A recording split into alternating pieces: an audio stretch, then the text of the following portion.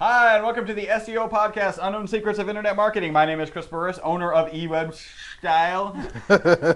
I'm Charles Lewis, your internet marketing specialist. Welcome back to another fun-filled edition of our podcast. This is, if you look right behind me, hashtag, this is podcast number 234. As always, we have a tip from our previous podcast, which, if you're doing the math, was 233. And in this tip, we have consistent branding across all platforms. Yeah, you want to make sure that the branding and your logos and your content and your presentation of your company is consistent across all platforms, whether that platform is your website, whether it's print media, whether it's social media, whatever it is. Your logo should be the same size in reference to scale, should use the same color values, the point of view you use to communicate with your clients should be consistent across all platforms. That way, people who visit you and people who associate with your company, with your brand, all get the same exact experience. Yeah, it's kind of like Nike's. Their swish is the same size. No McDonald's, matter if it's big or little. There's no red McDonald's arches. There's not an orange one and a gold one. They're all golden. Yep, absolutely. So, yeah, make sure that branding is consistent. Please remember, we are your friendly local neighborhood top position snatchers. Yes. Where our mantra is, don't be a douche. If you can, tweet now. There's actually a hashtag and 2 @ behind us. Grab that device that allows you to tweet, and what should they tweet? You should tweet us at eWebStyle, at Best SEO Podcast, hashtag SEO Podcast. Be sure to tag us in it. I did that backwards. Yep. At eWebStyle, that way we can follow you back and do all of our social networking stuff. Very cool. If you are enjoying this podcast, if you get information out of this podcast, if you appreciate the quality of the sound of this podcast, if you're happy that we're doing it again because we ran out of space. Yeah, that's a technical glitch earlier today. Then you can do us a small, little, tiny, minuscule favor. There's 4 of them. One of them has 3 steps. Go on to iTunes, create an account, write a review. If you choose to, send us an email. By the way, you noticed them. Yeah, there's a tattoo. I got a tear tattoo right off of my eye because there's no review today. It's so sad. So write a review. You can send us an email, podcast at e-webstyle.com. The next thing you could do for us is you could go to our Facebook page, facebook.com/eWebstyle. There you'll find that little area where you can write a review, and hopefully you'll give us a 5-star review. And next Ran out of drink. Yeah. It's a good thing. It actually worked out good. Now we can harmonize. All right, so the next thing you could do is go to our G Plus local page. If you guys, because you guys are guys and gals, are internet marketing experts, you really understand the value of a G Plus local review. If you didn't, now you do. Now you do. So go to our G Plus local page. The easiest way to get there is to go to e-webstyle.com/Google Plus. We've made 3 other ways to get there. You could also go to e-webstyle.com/Google Plus or /G Plus or /G Plus. And finally, you can write us a review on Stitcher. We actually really need it. Every now and then, if you guys are regular listeners, you guys and gals, I need to be careful about that. If you guys and gals are regular, Texas guys just means everybody. I should just be saying y'all. Then it's well, not y'all. Guys or, yeah, exactly. I'm in Texas. Y'all realize that there are the few complaints we get about our podcast are about the potatoes of our podcast. That first part. Yeah, this part we're in right now. Right now. So that. We've got a good potato right there. That was a potato. Delicious potato. So that part, we have one reviewer on Stitcher who has given us a 1-star review, and we've had one reviewer who's given us a 5-star review. So we could really use some reviews on Stitchers. And we made it for like a Stitcher award or something. Yeah, I like that Stitcher. I wonder what they give as door prizes, like stitches, clothing. With stitching in it. All right, so we've made it really easy to get to our Stitcher page and then write a review. All you need to do is go to e-webstyle.com/Stitcher. Right, I knew I was going to say that. Yeah. We have a referral program. If you guys have an SEO client that you send to us, and that client pays a bill, we pay you. There is a free website analysis. All you need to do is go to e-webstyle.com/nothing. And I mean nothing, not the word nothing. Just okay, let me try that again. e-webstyle.com. And you will find some place to submit information for a free website analysis. We are getting caught up on those, so thank you for being so patient. And today we have our segment. It doesn't always happen. Today it is, all right, get ready for the special effects Don't put on your 3D glasses. You don't need them. This is the algorithm cataclysm. All right, we got a couple watchers right now who actually probably turned to the screen for a couple seconds to just to see that. Yeah, that's an earthquake. That's a cataclysm. That's what that is. All right, so here is the algorithm. Yeah, so today's AlgoCat was really Android focused. So all my Android users out there, punching the face to you. I'm pro Android, Galaxy phone. So what they did was for any searches on an Android phone related to a restaurant, specifically using the phrase "show me restaurants," then GPS will activate. It'll find your location and show you the restaurants that are in your immediate vicinity. Cool thing about it is now they're going to be filtered by the price that they offer, filtered by the type of cuisine they offer, filtered by their hours of operation, and the reviews and ratings of that specific restaurant. That's huge. Yeah, I mean, it makes perfect sense. That's huge. I mean, so the advice to my local restaurants out here, clean your sites up. Make sure that you have your menu posted and legible. Right. So get rid of those kind of screenshots of the picture you took of the menu. Go ahead and encode it and put it on there and mark it up correctly. Yep. Hours of operation, your reviews. This is really an important part. You should really be pushing for positive reviews now because reviews are definitely, decision influences. You should have been before. Anyway, but now even more so. Yeah, so definitely do that. And hours of operation, because if you're closed at the time of my search, then Google's not going to show me that, which I appreciate. Yeah. Second one is the Android cards. Number 2. Yeah, we talked about the Android cards. Yeah, I don't use it as much. I like that every now and then it'll tell me I need to leave now. Like you're late. You should be whatever. leaving. Yeah.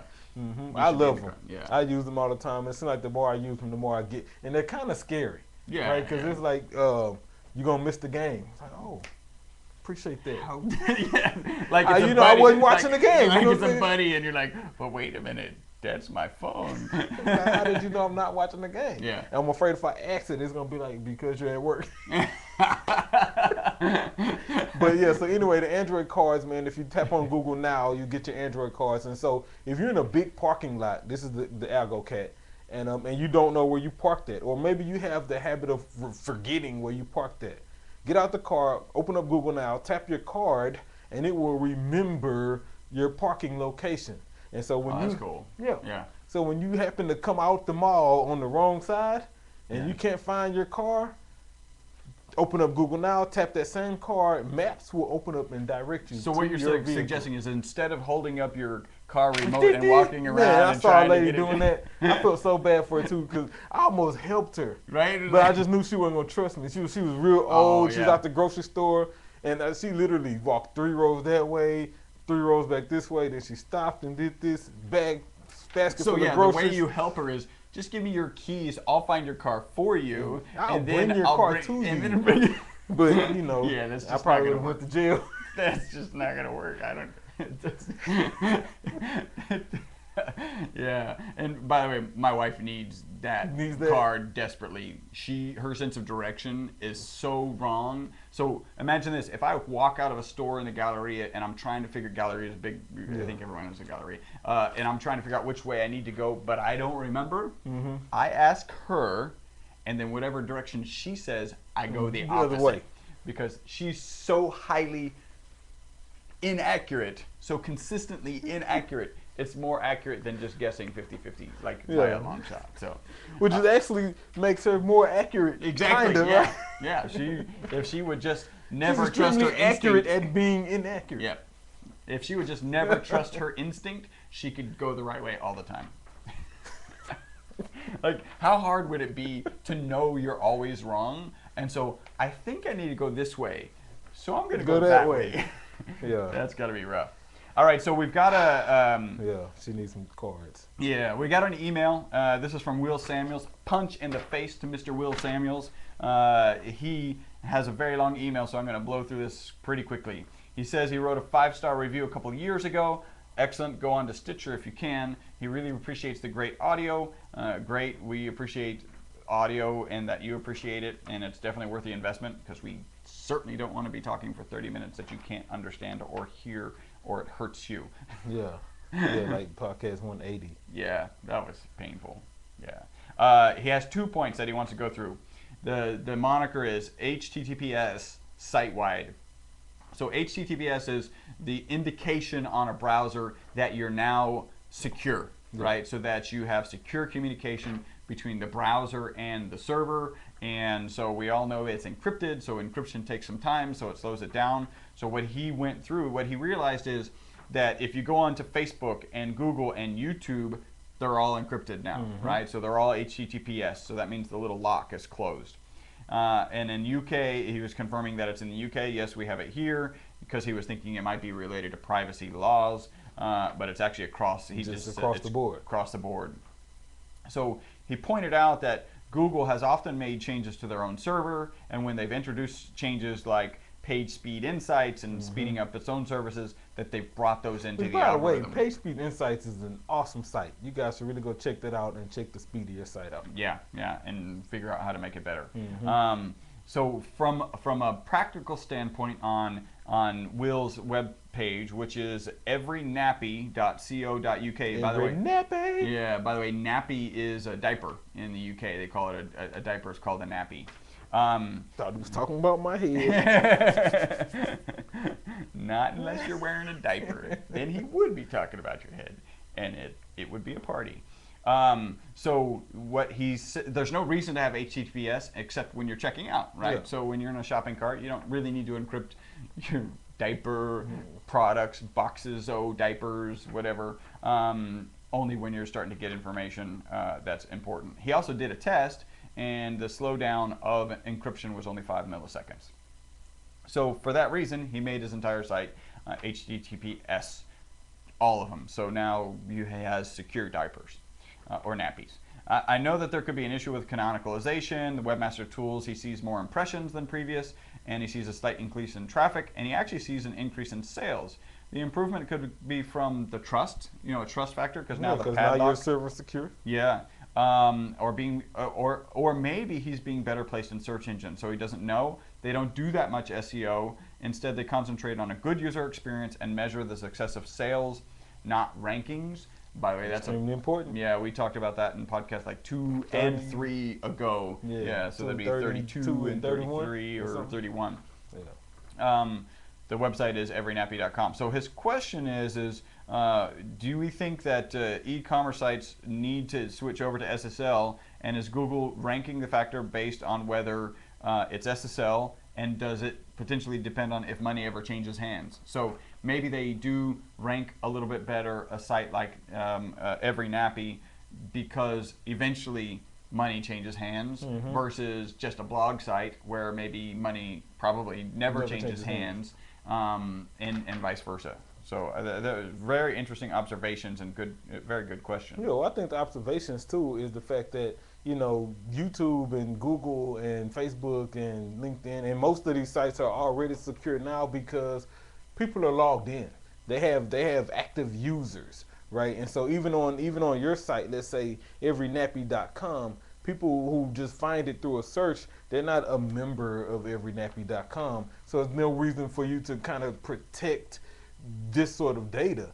So I'm not sure if encrypting your entire site is entirely necessary. I do think you should definitely encrypt your checkout pages, and once they get into the cart, he said he did that. Yeah. Then make sure that's protected. But will doing it overall speed up make your site rank higher, which I think was kind of the question a little bit. I doubt it, but maybe. It wouldn't surprise me in the future. That wouldn't surprise me at all, just because. Because of the nature of the fact that there could be a future transaction. Well, that, and even just with the blog, if Google says for their own practices that they're going to do SSL for everything, then it seems if they've made that fundamental decision that that's good for their users, then they're going to make that decision within the context of their algorithm at some point. But again, probably. I think that's just because they have users. Like, so like eWebstyle.com, we don't have people logged in and viewing everything. Specific kinds of, we don't know who they are. Yeah. Exactly. Yeah. And so there's no need to protect that per se. So if that were true, then if you're in YouTube and logged out, then you wouldn't need it to be SSL. And I believe that Google is using SSL even if you're logged out.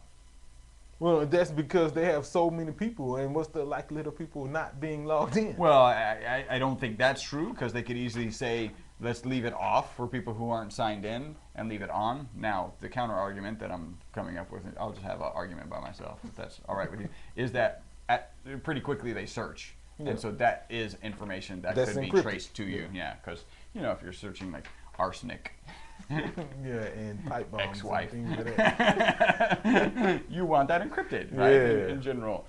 Yeah. Yeah, I don't need that to show up on my, that should be not provided. Yeah, not provided. Thank you. Thank you. This one time I'm thinking, thank you, Google, not provided. All right, so I agree with you. Go ahead and do it. It's 5 milliseconds. It may become a factor in the future. I agree with your logic about e-commerce, more likely to be a factor than non-transactional or even information. So if you're doing searches, you might want to encrypt that information because it could be traced back to the user. Yeah. Secondly, when dealing with everynappy.co.uk and then www version of it, and then HTTPS and HTTP, what is the definitive answer between canonical and 301? I figured that I should 301 all variations to HTTPS www so that I can take advantage of any backlinks rather than add canonical tags. What are our thoughts? I totally agree.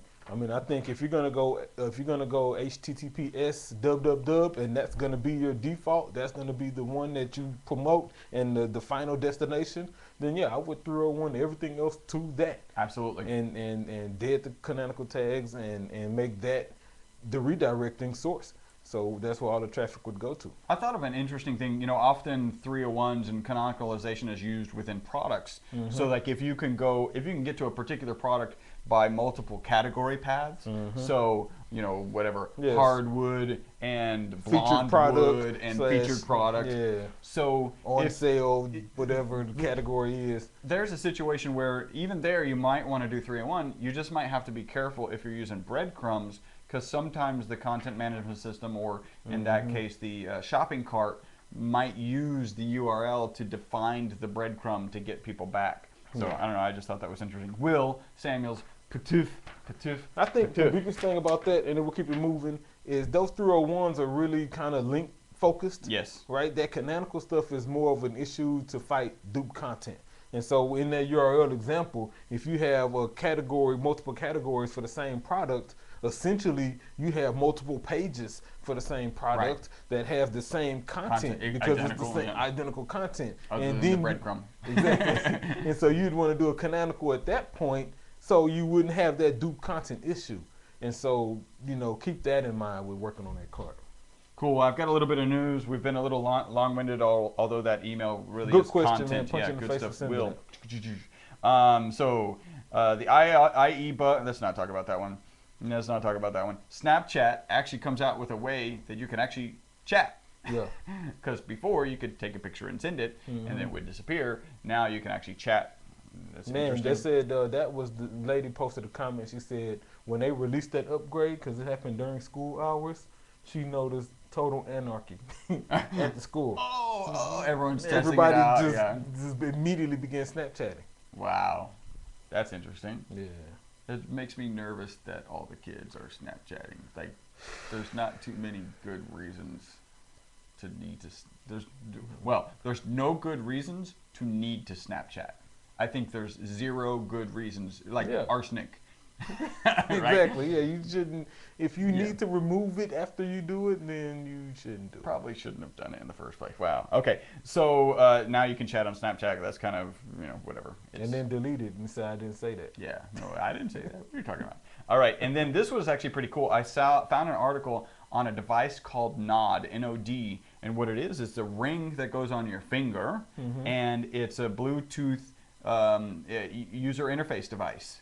And I actually saw it at South by Southwest. So you have it on, and it can trace within some very small dimensions where your finger's moving. So you can actually do stuff with it and double click. And it was also, You know how you can slide on the mouse pad or touch something pads like and Oh, with the scroll up side of it? so you could just roll up and down the side of your So, finger. Bluetooth to the computer or a tablet. Or it was interesting. Anyway, That may work. So Kim had an idea the other. Well, I'll share that with you offline. Yeah. All right. So, and then finally, this is actually SEO relevant. I saw an article by Rand Fishkin that was pretty interesting. He was talking about the Rand. What's up, man? Yeah, boom. I was talking about he was talking about queries and clicks, and so what he did is he had an article that had sat for about a week or two or more in position 7, and so he tweeted out to do a test. And when it was in position 7, he wasn't logged in. He didn't have a geotag, so it was as generic a search as you can possibly get. Position 7. He tweeted out, say, "Hey, everyone, do this search and click that link." And I have a hunch, and so he thinks he's got about 220 people, 230 people to do it. And then later in the day, did the search, and boom, position 1 for that search term. For that search term. Yeah. I mean, I could almost understand how that happens. Yeah. You know? If they skip everything and go to that one, I mean, this is the one people want when they click it. Yeah, I'm kind of not surprised by that. Yeah. Yeah. It's an interesting test. Yeah. The fact that he proved it. But yeah, if you asked me to do that test, I don't know if I would have come up with that method. I would have been like, no, he can't do that. It's like, there's no way. I can click it myself, and that's not going to work, and then we got to get 10 people. That comes from having actively engaged followers, though. Right, which we'll talk about in a minute. That and consistently thinking in those terms, yes. right? Like you wake up every day and you're like, okay, what test could I do? How could I execute that test? That last test didn't work. This one will work because, so it's really cool. All right, that is the potatoes of our podcast. Time to get into the meat, and I just punched somebody.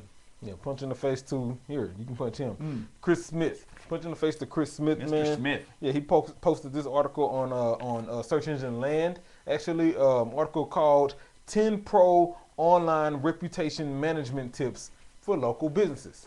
10 Pro Online Reputation Management Tips for Local Businesses. So do you think he debated whether he should call this 10 Amateur? No, he didn't. No, he didn't. Well, I got you. Yeah, I wasn't even expecting to get you on that. 10 Pro. Like, are you? What? Yeah, what? So punch in the face to Chris for posting the article, man. I went through it, and he had some pretty good tips on here. And so let's dive in. He goes on to open up the article, and he says you can't opt out of reputation management. And that's at the end of the day, he's absolutely right. You can't opt out of it, meaning this is something that you have to do it. Either you have to do it or at the very least pay somebody to do it. But reputation management and social management, they kind of go hand in hand now.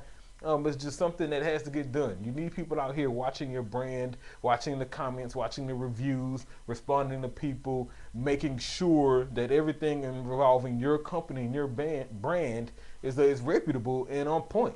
Yeah, my only concern, the only thing I don't like about that is I like perception protection better than reputation. Perception protection. PP. Well, no, we're not going to abbreviate it. Yeah. Perception protection. Perception protection. So number 1, right? Create a presence on any and all relevant web properties. He goes on to say, if you're in a highly competitive market in vertical, you may need to be active on some additional social media sites. Now, that's just key. You want to make sure that whatever web properties that are available, you should be on there. Twitter, Facebook, and G+, right? Those are kind of the 3 standard. You should just have those, period. All companies. But then he says for more B2B or high-tech companies, you want to focus on LinkedIn and things like that. I'll say I like the vertical aspect of it. There's so many social sites out there. Yeah. So let's say you're a chef, right? And you're cooking or maybe you're a private caterer or something like that. Then you may want to get on like foodie.com, which is a site focused on recipes and images of food, kind of Pinterest-like. Right. So you find those verticals that are consistent with your product and your service, and get active on those as well. If you're a local business, then Foursquare should be part of your big 4. Facebook, Twitter, G+, and Foursquare. Yep. Especially if people can come in and spend time there shopping or dining or whatever it is you offer. You should be highly visible on Foursquare. Number 2. Don't neglect your social media accounts. Duh. I mean, you say it all the time, right? Yep.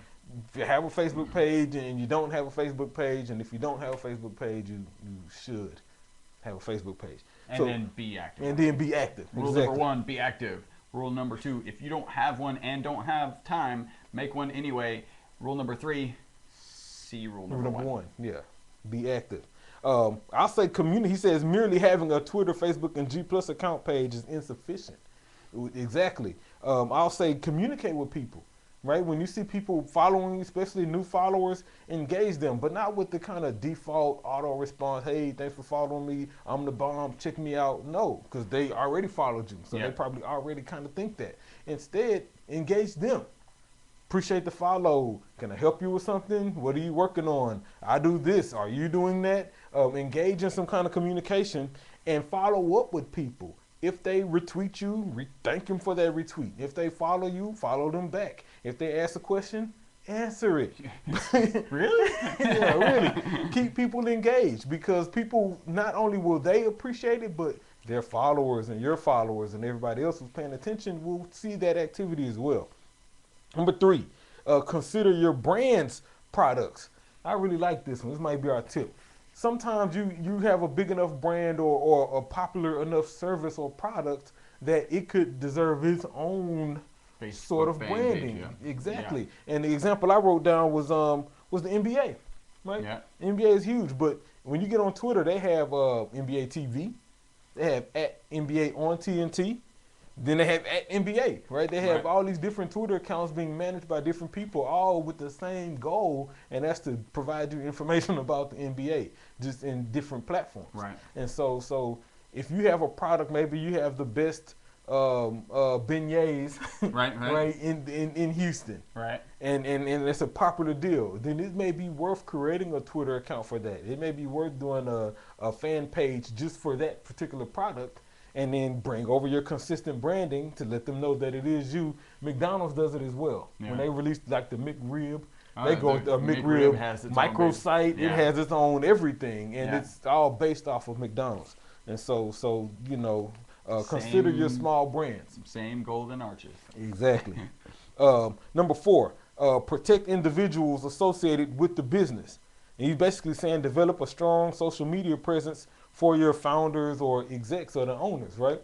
And so I would go on to say, more importantly, support them as authors, right? So if you have multiple people who represent the company and they're like posting content and they're being social and they're writing blogs and things of that nature, then support them, right? Allow them to be found, allow them to be that voice, because that voice essentially represents the company. What you don't want to do is kind of stay in the dark and try to play the background, because what happens when you do that is then it's hard to come out of the light when, let's say, you get some negative pub, right, or something bad happens. It's like, who's this guy? Right. But if you are always there and you've always had an audience and people already know who you are, then when negative pub or something comes out, it's kind of easy for you to deal with and handle it. Number 5, implement authorship where applicable. And this is kind of goes back to what we were just saying. Take advantage of it. Authorship is still a huge component to SEO, a huge component to conversions. At the end of the day, seeing who wrote this article and their avatar showing up next to the article in the search results drives up click-throughs. It just does. So make sure. Now I'll say distribute it accordingly. Like, one of the things we do is these podcasts get transcribed and they get shared and they get tweeted and they go on our blog. And since it's both of us on here, we kind of alternate. Right. This one goes under my author. Next week it'll be his. Right. And that way our authorship can grow and we can be evenly distributed. Yeah. Exactly. Number 6, he says blog. And I agree. If you're a local business, you should be blogging. He said it provides fodder for one's social media accounts. What he means by that is when you blog and if you're managing social media, most of the clients we've spoken with who we've taken over their campaign, their problem is they don't know what to be social about. Right? And so when you blog, you give yourself something to be social about. You give yourself content you can put out there. So I'll take this a step further for any of our people who are watching who may be in a service-related industry. Let's say you are an AC repair person, right? Here's how you use your blog to help with like content marketing and your social. Let's say you go to, I don't know, the southwest side of Houston and you replace an American Standard air conditioning. What you should do is take pictures of that replacement job you did, get back before and after. Before and after, get back to the office, write your article about the process of changing it. Make sure you include AC replacement, right? Your keyword, and more importantly, Southwest Houston, where you did it at. And so now you've identified the target location and the target keyword, and you've posted an article. And now you blog it and you put it out there. And now you have keyword-rich content, real, authentic, unique content about a service you provided. Not a spun article. And not just that, here's where the social comes into play. I'm willing to bet that if you shared that post with said client, they would share it. Yeah. They would post it. They would retweet it. They would tell all of their people to come look at this article with before and after pictures of their new AC replacement or new pool or new wood floors you installed. And by the way, or whatever service it was. If they don't naturally do that before you leave the job site, have them do it. Tell them. Ask them. Say, hey, I'm going to write an article about this. Could you do me a favor and forward it to some of your friends or like it on Facebook or whatever. Hopefully they're savvy enough to do that. And that's how you get them to kind of work for you. Social content marketing. Matter of fact, I call that social bait. That's what I wrote down here. Bait. Mm-hmm. So, like that. Yeah. Do the real sound again? Yeah. Number 7. He says, listen, seriously consider that there may be some weaknesses in your process that need to be addressed. So he's referring to comments, right? People leaving reviews and comments that just... Don't be defensive. Yeah, don't be defensive. Matter of fact, he says, don't argue. I put constructive criticism is good. Yeah, sometimes it may come across as a negative review or a bad comment, but if you just take off the glasses and read it right, he's actually giving you something you can improve on. He's telling you how to make your business better. He's telling you how to sell him the next time. Yeah. And so take that, with a grain of salt, dust your shoulders off, and then deal with it. Fix your issue, which goes into number 8. Apologize, right? So if indeed you do get those kind of reviews or you do get some bad stuff, make an apology. He says, don't do one of those weaselly, I'm sorry you allowed my actions to make you feel bad. Yeah, like those kind of sarcastic. Yeah, that's a punk apology. Passive-aggressive apology. Yeah. No. Yeah, don't do that. Like I really, think there are like 3 or 4 steps to what they consider a proper apology. Like 1, recognize that you did it. Mm-hmm. 2, recognize the impact that it had on them. 3, actually say I'm sorry. And then 4, describe how you're going to make sure that doesn't happen again. How they've helped you improve that process. Yeah. So you do that, you're not golden. You're just going to be a lot better than you're certainly than the passive aggressive. I'm sorry, what I did made you feel. I'm sorry. You allowed my actions. Yeah. To make you feel bad. Yeah, I wrote down address the situation and more importantly include your corrective action. So he's absolutely right. You know what? That did happen, and this is why it happened. It shouldn't have happened, and my bad. We have a new procedure, whatever. If somebody got fired, mention, hey, somebody got he's fired. out of here now. That was a drastic rogue employee, issue. blah, blah, blah. And if you can, by the way, offer something. You shouldn't fire someone for each job. Oh, man. That would not high read, turnover. That would not read well. Yeah, we fired that guy. Yeah, we fired that guy. Yeah. How many people do you're like a 2-man company. Yeah, what's wrong with your hiring process? Like, but I'll say this, if you can, give an offer, like we're really sorry that happened to you. We're willing to give you 10% off or a free gift card or free valet parking, whatever it is, give that offer. That's a peace offering, right? And bring people back in. Come on, it's the time for this. Yeah. That's how you get them back in. Number 9, don't get into online arguments. I read this one, I bust out laughing. Yeah. We had a client, and he signed up for our CSSR program, and we were trying working on his reviews. I was going to say the PP. Perception. Yeah, we're working on that. Then I found this page, but he had me going back and forth with this guy arguing over his product. It's like nanny boo boo arguments, right? Yeah, and so I'm like, bro, like, dude. Matter of fact, I didn't say that. He was more like, sir. He actually wasn't an urban client. Yeah. But like, come on, first off, you paying us to handle this. Right. Right? Number 2, you making my job extremely hard.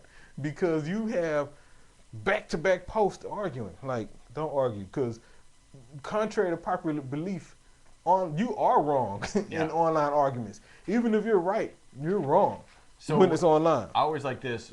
We all know that the customer is not always right. Yeah. It's just our job to make them feel that they're right. Yeah, you're always wrong, even if you're right. Yeah. So last one, number 10, make the investment. He says social media and proactive reputation management should be considered vital elements. Perception protection. Yeah, not just nice to have.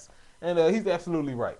Like, this is extremely important. I wrote down, it's better safe than sorry. And I'll say this, if you follow all of the other steps and you actually get active and build up that brand and build up a bigger audience, build up a bigger following, build up a bigger flock of people who appreciate what you offer, then when those negative situations happen, those reviews, those negative comments, it's actually easier to suppress them. It's easier to bury them because you have an influx of people who love and rave about you. But when you're not active, when you just have a profile that has no activity and is dry, then that negative review, that negative comment will stick out like a sore thumb, and there's nothing you can do about it. Yep. So then you're literally in perception protection mode, and not a good place to be. Yeah. So punch in the face to you, Chris Smith. 10 pro online reputation management tips for local businesses. Great article. I'll go post this on Facebook and Twitter, and you guys can check it out. Not amateur tips. Not amateur tips. Throwing that out there. It's pro not tips. Amateur tips. It's pro tips. All right. So I'm assuming we have some what, right? Yeah, we got a little what. We got a little what. What? Yeah, what news, man? This what news goes to Google Places. Is that the symbol that you saw? The circle with the slash. Circle with the slash through. We should have actually. I know, should have put that up there. So that was a first, right? So we have a client and a recent client, and like we're trying to help them with their local, right? And so client A verifies his local listing using the home address. By the way, this does piggyback on what we talked about last podcast. That look, I'm a mobile business, so I don't need a location. And I also have varying prices, so you shouldn't require me to put prices when I'm trying to do a pay-per-click campaign. Exactly. So since he's a mobile business, right, he was using his home address for his local. That became a problem after he got some visitors there. And so then he came to us, and he gave us a different address, but ended up being some box address, which just doesn't work. So anybody who's still preaching that, mailboxes, etc., P.O. boxes, and UPS store with a suite number, but it's really a box. Did that. It's not going to work. Get you an office. It is how we ended up solving this problem. So anyway, he verified one, gave me the box, and we verified that. Google said, hey. There's like cross verification going on. They called him directly, and we gave him some wrong information, and they put the circle with the slash right over his pages. You know, like quit smoking circle? Yeah, like that. Quit Ghostbusters. Yeah, Ghostbusters, like. Yeah, and it has a name for that. I don't know what it's called besides circle and slash. Yeah, it's the something or another. I can do another gang symbol to represent it. Actually, I did earlier. So here's where the what comes in at. And so, so after all of that, right, client comes back, he says, you know what, I screwed up. I just moved my home office into a real suite where I can actually have visitors come. Here's the address. So we go through the re-verification process. I actually get Google Places on the phone. Yes, yeah, I did that. That's a what? I get them on the phone. And so the message in Google Local Plus says this listing has been disabled due to spam by our moderators, right? And so I've corrected those issues. We updated the site. We updated the address. So now I'm getting them on the phone to see if they can. Oh, and then it said upon further investigation. Right. So I'm making a call. Your pending investigation. You're trying to speed up the investigation. See what's going on. What have you guys found out? Yeah. Right. I can help you. Yeah. And so the guy, the rep I get, he says, "Oh, your account was disabled because of a migration error from the old platform to the new platform." I said, "You mean from Places to Local Plus?" How long ago was that? It was a long time ago. Like 100 podcasts ago. Yeah, it was 100 podcasts ago. It was a long time ago. And so And so he's like, yeah, absolutely. And so I'm like, well, we've been on the Local Plus. Matter of fact, dude, we got reviews. We have this. We have a whole bunch of pluses. We have all of this. I believe what you're telling me is incorrect. And on my screen, it says this. And so he says, no, your screen, that's a default statement you're seeing. Yeah. Well, I believe it is a default statement under a certain set of circumstances, which you seem not to be aware of. Yeah, so at the end of the day, he tells me to just delete the profile, delete the account, and then recreate it. And I'm like, I'm not gonna just delete it because we have reviews, we got pluses, and we had great placement, A through G prior to. So then I checked the client's email, and he actually had an email from them saying we're investigating it. You know, we'll be in contact. And so, needless to say, kicking the shins to you, Google Plus rep. I can't think of his name. I will put him on blast right now. Yeah. Bobby. Okay, Bobby. Yeah, I hope it's really not one Bobby. Yeah, it kind of sucks. I'm sure there's some Bobby. It's not you, Bobby. It's the other Bobby. Yeah, the one who didn't know what they were doing. Yeah, for giving me bad information and trying to brush me off. Like, dude, I know better than that.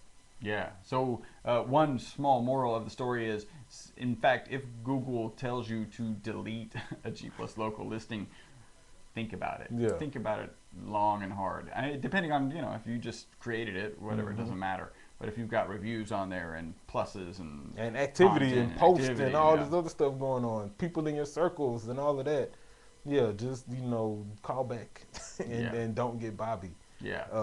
So that's it. But I will say this: don't even make that bed, right? Like don't go out and try to fool Local and use the PO boxes and all these other type boxes. If you have an address and if it's your home address, then it just might be your home address.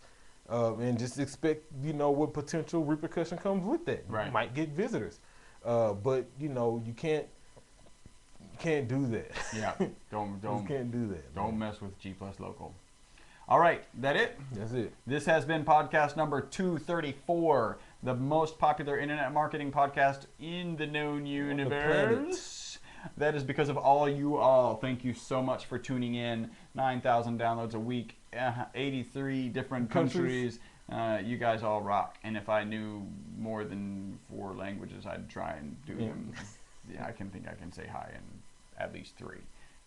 And then I could wing it and make something up. And I won't do that because I don't want to put you through that. Thank you guys for tuning in. Until the next time. I was kind of interested. Well, you got Aloha, right? Everyone knows that. You've got Sai Jin, which is Mandarin Chinese. My dad was in the military. We were in Taiwan for a while. You have bye. You have adios. You have sayonara. There's 4 sayonara.